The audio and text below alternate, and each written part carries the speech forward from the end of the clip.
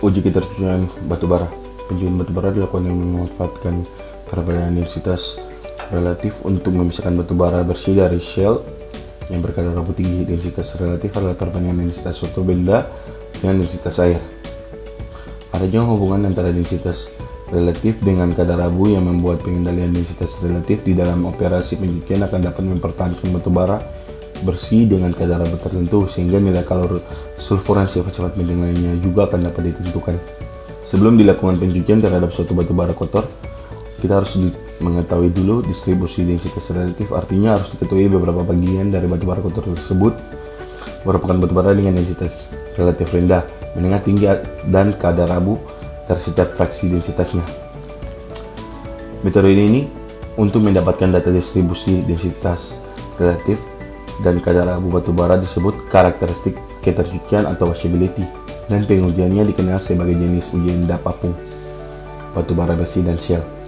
Batubara juga mengandung partikel yang memiliki densitas relatif antara 1,4 sampai 2,4, bahkan ada yang lebih kecil dari 1,4 dan lebih besar dari 2,4, seperti misalnya lebih spirit memiliki densitas relatif sekitar 5. Jika jumlah partikel dari batubara kemudian ditentukan densitas relatifnya dan dianalisis kadar abunya, umumnya kecil akan memiliki kadar abu yang rendah partikel yang densitas relatifnya, sedangkan partikel yang densitas relatifnya tinggi memiliki kadar abu yang lebih tinggi pula. Partikel middling memiliki densitas relatif yang berada di tengah-tengah dan kadar abunya lebih besar dari kadar abu batubara bersih, tetapi lebih kecil dari kadar abu shell. Bila densitas relatif meningkat, kadar abu juga akan meningkat. Sebelum dilakukan uji endap apung, ditentukan terlebih dahulu fraksi ukuran yang akan diuji dan densitas relatif yang akan digunakan. Selanjutnya, apakah pengujian akan dimulai dari cairan dengan densitas relatif terendah atau tertinggi.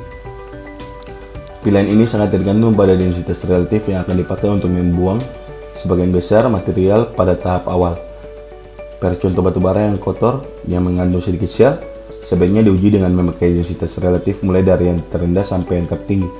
Begitupun sebaliknya, jika yang diuji adalah percontoh dengan sebagian besar mengandung shell, sebaiknya dimulai dengan densitas yang tertinggi. Semua benda yang memiliki densitas lebih rendah dari air atau kurang dari 1 akan terapung, sedangkan yang memiliki densitas lebih besar dari 1 akan tenggelam dalam air. Prinsip dasar ini dipakai dalam operasi pencucian batubara, di mana batubara diusahakan terapung di dalam suatu fluida yang digunakan haruslah terletak di antara densitas batubara dan densitas pengotornya. Berikut analisis uji endap apung, Sing and Flood. Analisis uji endap apung biasanya diterapkan untuk percontoh batubara yang berasal dari batubara yang baru ditambang untuk umpan pabrik. Setiap produk yang keluar pabrik, bahan pengotor yang keluar dari pabrik, batubara yang telah diremuk dari inti bor, batubara yang telah diambil langsung dari lapisannya. Proses Sing and Flood ialah proses pemisahan antara mineral berharga dengan mineral tidak berharga berdasarkan pada perbedaan berat jenis densitas antara mineral-mineral dengan yang akan dipisahkan dengan densitas suatu media.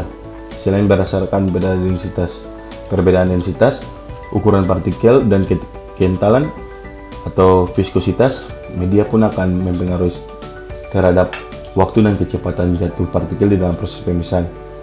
Tujuan proses ini adalah untuk menentukan densitas media pemisah dan juga mengevaluasi efisiensi daripada alat pemisah dalam suatu proses pemisahan, sehingga baik buruknya suatu proses pemisahan dapat diketahui. Preparasi percontoh. Pekerjaan preparasi contoh harus dilakukan secara hati-hati dengan aturan yang telah ditentukan dan agar dapat memperoleh percontoh yang dapat mewakili dari unit percontoh secara keseluruhan. Preparasi percontoh tergantung pada analisis yang dilakukan. Preparasi dapat terdiri dari permukaan, pengayakan, dan pengeringan batubara. Bila percontoh dalam jumlah besar, yaitu melebihi dari jumlah percontoh yang diperlukan untuk analisis, maka harus dilakukan pembagian percontoh dengan cara coning dan quartering. Prinsip uji endap apung dengan menggunakan media larutan pemisah atau campuran dari beberapa larutan, maka batubara yang memiliki densitas lebih kecil dari larutan pemisah akan terapung atau float, sedangkan batubara dengan densitas lebih besar atau pengotor akan tenggelam. Larutan-larutan pada uji endap apung. Wet spirit atau WS RD 0,77, perkoletilen Visi RD 1,60, Nepta RD 0,70, Tolene RD 0,86, Bromfrom PM RD 2,79, Tetrahydrometane TB RD 2,96. Pembuatan densitas 1,2 sampai 1,5 adalah WS tambah PC, NP tambah PC, TL tambah PC. Sedangkan pembuatan densitas 1,7 sampai 2,0 WS atau NP atau TL tambah BM. WS atau NP atau TL ditambah dengan prosedur uji endap apung. Density dari tinggi ke rendah. Prosesnya, yang pertama ada uji endap apung, yang kedua filtrasi, yang ketiga menentukan berat, kadar abu, dan kadar sulfur pada masing-masing densitas, yang keempat mengulangi prosedur untuk densitas yang lebih tinggi. Sebelum melakukan uji endap apung, harus ditentukan terlebih dahulu fraksi ukuran yang akan diuji dan densitas relatif yang akan digunakan. Contoh batu bara yang kotor yang mengandung sedikit sel sebaiknya diuji dengan memakai densitas relatif mulai dari yang terendah sampai yang tertinggi. Dalam melakukan uji endap apung batu bara, metode yang digunakan adalah memasukkan percontoh batu bara ke dalam serangkaian media yang densitas relatifnya beraina secara berurutan dan mengamati apakah batu tersebut dapat terapung atau tenggelam. Media yang akan digunakan merupakan cairan berat dalam suatu range density dengan perbedaan densitas relatif secara bertahap. Cairan yang digunakan untuk uji endap apung disebut sebagai media. Media yang digunakan ada etilen dengan densitas relatif sekitar 1,61, solar, dan bromoform. Untuk mendapatkan cairan dengan densitas relatif yang diinginkan, maka dilakukan pencampuran dari larutan di atas dengan perbandingan yang tepat. Untuk waktu yang diperlukan untuk uji endap apung tergantung dari kecepatan pengendapan partikel di dalam suatu media. Kecepatan pengendapan suatu partikel secara umum dipengaruhi oleh beberapa parameter, yaitu diameter partikel, densitas media, dan viskositas media. Pada akhir uji endap apung, diperoleh satu seri fraksi yang telah dikeringkan, mulai dari yang terapung pada densitas relatif paling rendah, yang tenggelam pada densitas relatif yang paling tinggi. Setiap fraksi yang sudah kering kemudian ditimbang dan berat keseluruhannya dihitung dan dibandingkan dengan berat total percontoh sebelum diuji. Selanjutnya ada alat uji endap apung. Dapat dilihat pada gambar merupakan sketsa alat uji endap apung batu bara halus dan uji endap apung ukuran besar. Selanjutnya studi pencucian batu bara. Studi pencucian batu bara ini diperlukan supaya batu bara yang dihasilkan dalam proses pencucian tersebut dapat lebih menguntungkan. Pengujian mampu uji atau washability test adalah pengujian pencucian batu bara yang dilakukan untuk menentukan sifat-sifat yang dimiliki batu bara pada proses pencucian. Prosedur pekerjaan yang dilakukan dalam pencucian batu bara adalah pemercontohan batu bara yang presentatif, melakukan analisis ayat dari percontoh yang didapat, melakukan uji endap apung pada setiap ukuran fraksi, menggambarkan kadar abu, kurva ketercucian, dan sulfur setiap ukuran dari data yang fraksi didapat, diinterpretasi data dan kurva yang didapat. Pembahasan berikutnya yaitu menjelaskan mengenai cara pembuatan kurva ketercucian batu bara. Ketercucian batu bara menggunakan kurva partisi. Di dalam pencucian batu bara, kurva partisi adalah suatu metode untuk menganalisis efisiensi pemisahan suatu alat. Metode ini hanya berlaku untuk pencucian yang menggunakan metode perbedaan densitas relatif. Metode ini pertama kali diusulkan oleh Throm, kemudian disebut kurva Throm. Nama lain yang sering digunakan untuk kurva ini adalah kurva distribusi atau distribution curve, atau kurva kesalahan error curve. Berikut adalah tabel tabulasi hasil uji endap apung. Pada tabel tersebut tertera adanya specific gravity, kemudian adanya hasil analisa uji endap apung. Pada hasil analisa uji endap apung tersebut terdapat adanya berat, yaitu dengan satuan kilogram, kemudian ada berat dengan satuan persen, dan juga ada kadar abu dengan satuan persen. Spesifik graviti contohnya untuk di 1,30 sampai 1,35. Pada tabel tersebut tertera bahwa beratnya pada kilogram adalah 38,1, untuk berat pada persennya itu 32,2, untuk kadar abu persennya adalah 7,3. Maka dari tabel tersebut kita dapat menentukan untuk berat kilogramnya memiliki jumlah sebesar 118,5, sedangkan untuk berat persennya sebesar 100%. Berikut adalah tabel dari contoh tabulasi pembuatan kurva ketercucian pada batu bara. Pada tabel tersebut dapat dilihat untuk individual fraction meliputi adanya spesifik gravity yang diketahui, kemudian ada berat dengan satuan persen, dan ada juga kadar abu pada satuan persen. Untuk menentukan kolom 4 atau Ashford yaitu dengan melakukan perkalian antara kolom 2 dengan kolom 3. Untuk kolom 5 menentukannya dengan cara menentukan kumulatif dari atas dari kolom 2. Kemudian untuk kolom 6 menentukannya juga melakukan kumulatif dari kolom 4, kemudian menentukannya dari atas. Kemudian untuk kolom 7 yaitu melakukan pembagian antara kolom 6 dan kolom 5. Untuk kolom 8 dengan menentukan hasilnya yaitu kumulatif dari kolom 2 dihitung dari bawah. Kemudian untuk kolom 9 yaitu menentukannya dengan kumulatif dari kolom 4 dan menentukannya juga dari bawah.